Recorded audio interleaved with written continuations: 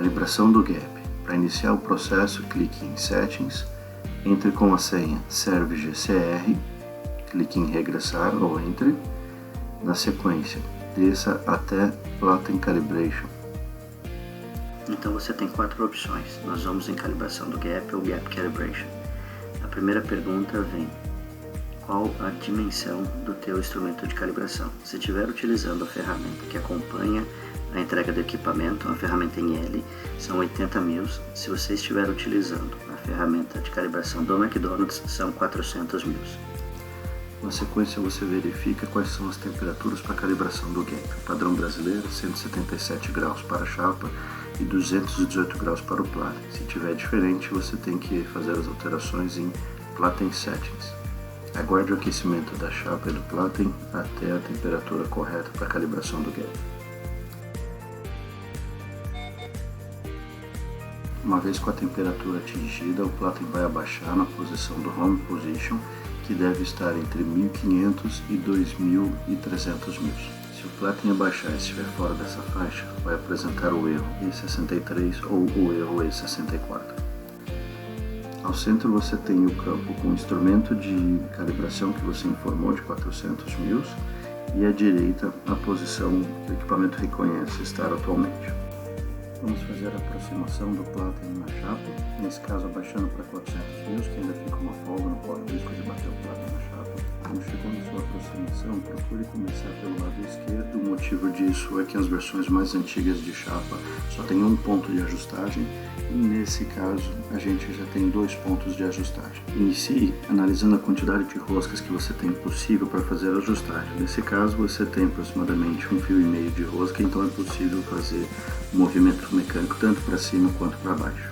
Lembrem que a porca de cima, chamamos de porca A, é responsável por travar o conjunto, e a porca B é onde nós vamos fazer todas as nossas ajustagens. Essa é a ferramenta de verificação de gap do McDonald's. Essa ferramenta tem um lado vermelho e um lado verde, e para as nossas verificações utilizaremos sempre o lado verde. Vamos iniciar fazendo a verificação no lado esquerdo e veja que ele está bastante folgado. Demos o comando para o Platen baixar 400 mils e vimos que ele está bastante folgado.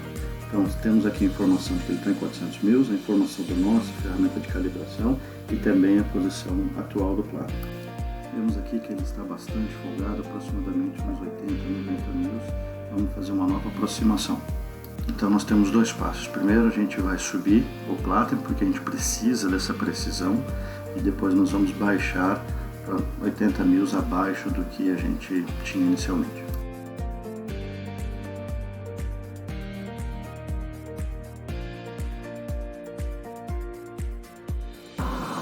Percebam que a esfera desliza livremente sem encostar no Platen, e nesse cenário nós temos que subir novamente o Platen, aproximar novamente, baixar aproximadamente uns 10 mils e ver como ele se comporta.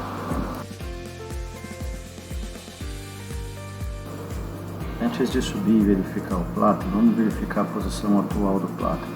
É importante que ele esteja estabilizado quando você estiver fazendo a calibração do gap.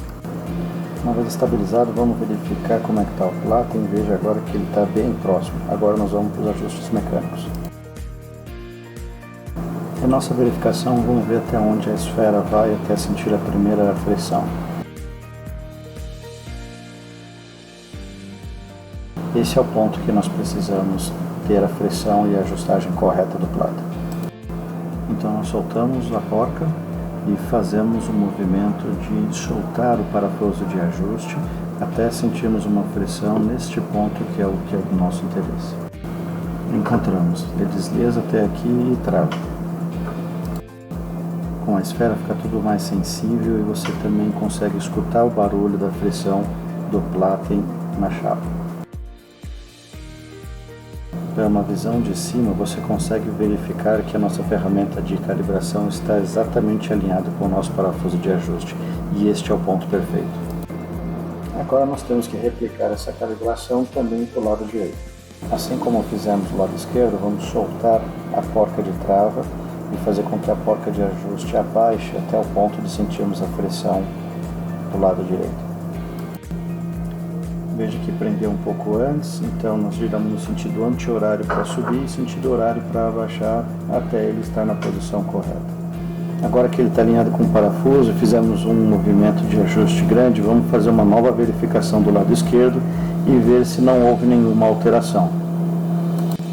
Veja que está um pouco solto, vamos apertar novamente até que ele fique alinhado e fazer uma nova verificação. Uma vez que temos a ferramenta alinhada novamente com o parafuso, vamos fazer uma nova verificação do lado direito e vemos que está tudo de acordo para fazermos a calibração na parte de trás. Uma vez que temos o frontal nivelado, vamos para a parte de trás. Para fazer o nivelamento traseiro, tem que apertar o botão de mais e menos. Temos o sensor traseiro, o sensor frontal e o delta, que é a diferença entre eles. Nós vamos utilizar as setas para subir e descer a parte traseira do Platen. Antes vamos mostrar o ponto de verificação na parte traseira com a ferramenta de calibração. Quando utilizamos essa ferramenta, nós temos que colar o máximo possível próximo do braço e tentar fazer o giro para dentro do Platen. Nesse caso vemos que a gente não consegue colocar a ferramenta para debaixo do Platen e nesse caso temos que levantar a parte traseira do Platen. No nosso caso precisamos subir a parte traseira do Platen, então nós vamos apertar a seta para cima, rear up. Conforme nós apertamos, nós escutamos o barulho do motor e vemos também o sensor mostrando que ele está subindo. Enquanto apertamos para o motor subir, é importante a ferramenta de ajustagem estar forçando para tentar entrar para debaixo do Platen até chegarmos ao ponto de parar o movimento de subida do motor. Uma vez que a ferramenta entra para debaixo do Platen, temos um bom ajuste.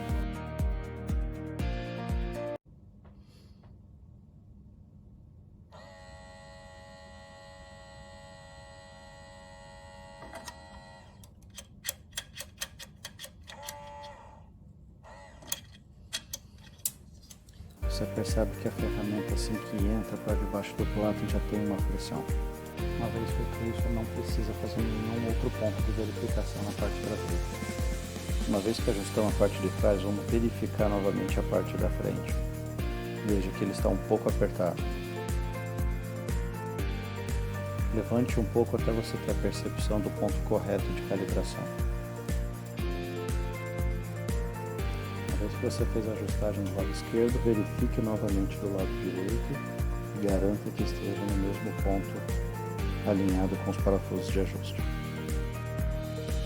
Uma vez ajustado, utilize a porca de trava para travar o conjunto.